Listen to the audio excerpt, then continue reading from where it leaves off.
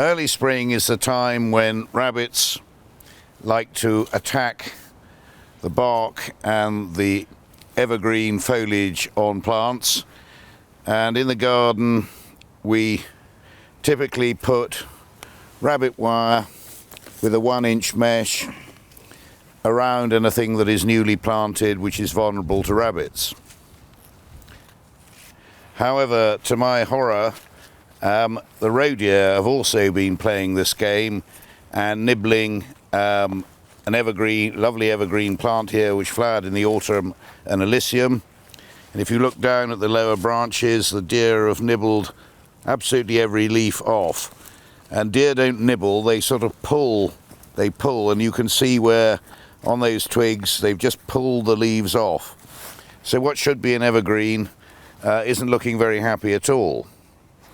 So what we've done is we said we've got to deer fence this plant, and we've used 2-inch mesh wire netting and increased the height so the roe deer can't get at this plant anymore.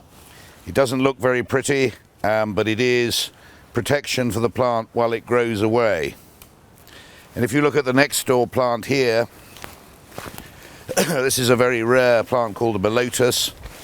When we look closely at the tips, you can see that the deer have nibbled off every shoot, and you can see exactly where they gnawed off the tips of each shoot on this very rare plant from Taiwan. So again, it doesn't look very attractive, but at least we're doing the job. Deer fencing, deer wire netting isn't very attractive, but it's no good simply saying that a wire netting for a rabbit guard is enough. It's not. You've got to go the whole hog with deer if you've got a problem.